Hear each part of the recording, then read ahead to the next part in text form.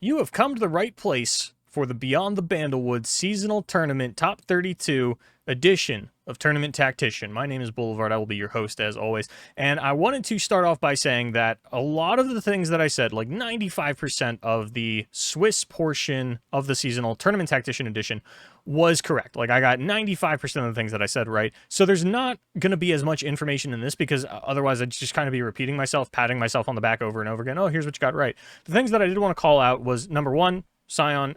This was a pretty easy choice, right? That this was going to be the number one deck. I said Ziggs Poppy was going to be number two, and then Lee Sin or Nami was going to be number three. Turns out Lee Sin tied with Ziggs Poppy, Nami coming in solidly at third.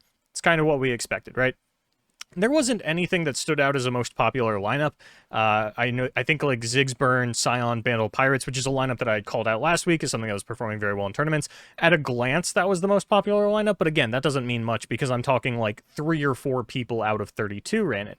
Now, the two players whose lineups I do want to dive a little bit more into is Sixten and Loserbeam, the only two players that found success with the lineup that I had suggested of playing Nami and Lee Sin together and then trying to find like a third counter for Scion to round out your lineup. Now, Sixten went the route of the Tommy Nami, which is the one that I said I was a bigger fan of, and then rounded it out with Riven Vi, which is a deck that I had no information on. I was never going to make the call out that this is something that you would use in your anti-Scion lineup, so props to them for figuring out. Sixten is definitely my favorite to win the entire tournament, like the player that I am rooting for the most, because not only did they bring the Tahm Kench Nami, but they are Australian and or Oceanic rather. I don't have the flags down pat.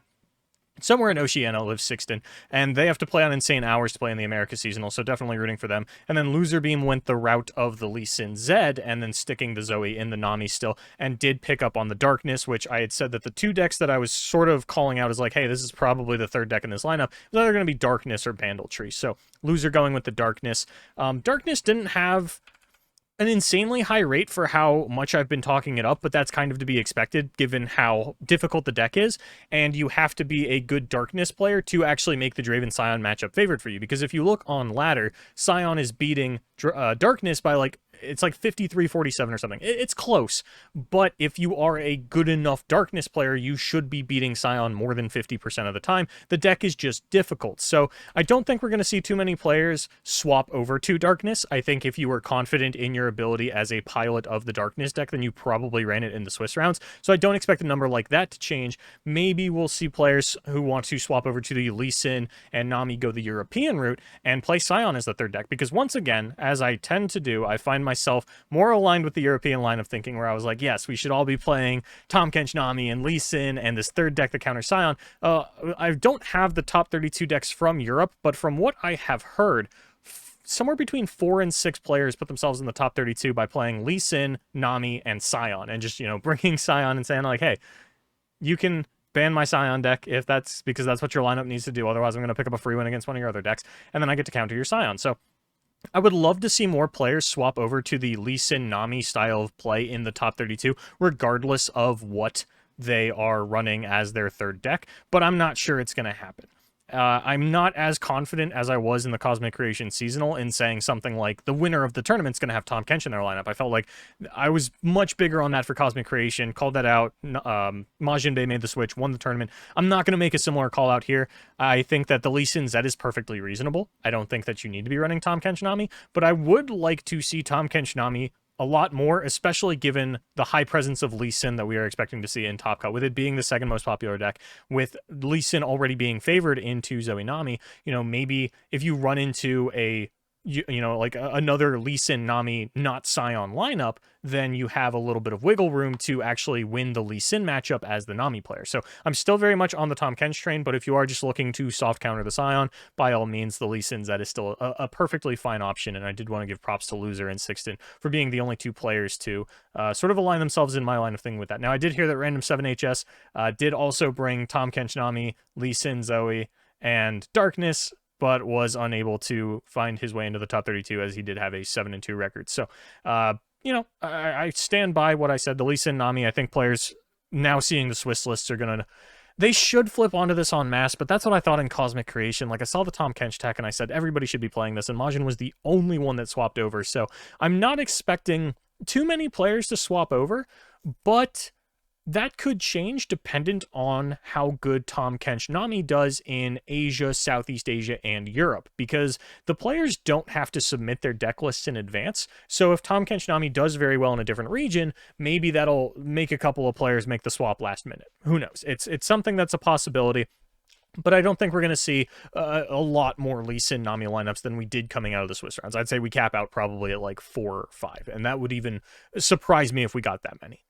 Before we get off the topic of countering Scion, one thing that I did want to call out was the 2 Spooky Viego that made it to the top 32. Now, for those of you that don't know what I'm talking about, Spooky Viego is just what I call the Ionia Viego deck, because we have had other variants of Viego top 32 seasonals in the past. So, Spooky Karma, Spooky Viego, Ionia Shadow Isle, you get it. Anyway, so I've been really down on this deck since Darkness released, because I view Spooky Viego as sort of just a worse version of Darkness, where you are both these unit-centric control decks, or unit-heavy more so than unit-centric, and I would imagine that Spooky Viego just gets absolutely hosed by Darkness. So in the head-to-head, Darkness takes the cake, therefore Spooky Viego is just sort of a worse version of it, because I would imagine that their matchup charts across the board are going to be pretty similar, because they have these similar styles. Now, Rick Diggus brought Spooky Viego and Darkness in the same lineup alongside Lee Sin. I like that a lot. I really like this counter lineup to the Scion decks, as well as just having these 2 control decks that I would imagine tend to do pretty well into Nami as well, because if you can just kill the Nami, then you don't have to worry about all of these, elusive getting buffed up.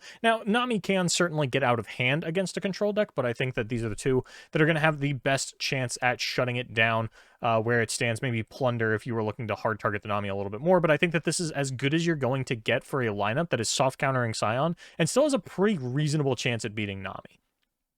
And then Prodigy brought Tree, the Spooky Viego, and the Scion, so once again incorporating that European strategy of putting the Scion into the counter Scion lineup, and still, just saying, hey, you guys need to ban my Scion deck because that's what most players are doing. And then you run into Tree and Spooky Viego, which is decks that players are not prepared for.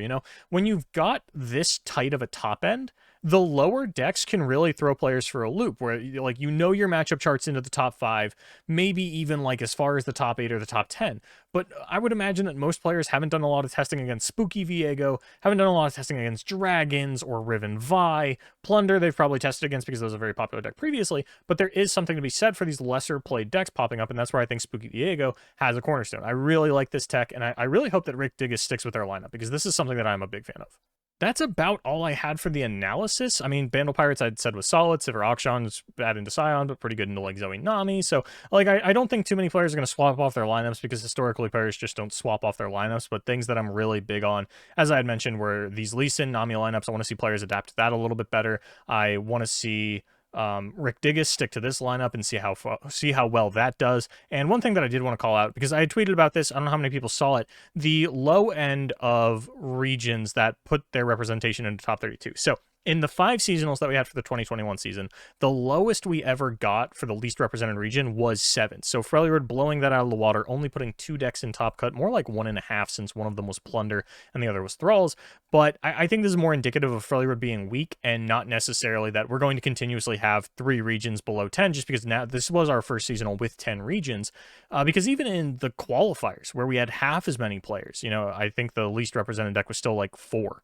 Or the least represented region was still 4 in the top 16. So I think that as time goes on, we will see the lowest average out at 5 or 6. I don't think it's going to stick around at 2. And this is more just indicative of Freljord being weak in the meta. Its 2 identities are really just Frostbite and Avalanche, neither of which is doing phenomenally right now. A little surprised at the lack of Plunder, but hey, with Bandle Pirates being the better deck, it makes sense. And Plunder just doesn't do as well into Scion as you need it to, and it's a little inconsistent versus Zoe Nami, and I think players, when they're seeing a non-Scion lineup, aren't really looking to leave the Zoe Nami open. That's one that they are looking to ban and kind of take their chances with that. But that's really all I had this time around, because there was so much to get right on the previous one. But after the weekend, I will be doing a little bit more of a dive into what I got right, what I got wrong, why I got it right, why I got it wrong. That'll be coming a little bit after the seasonal, maybe Monday or Tuesday. I'll have that out.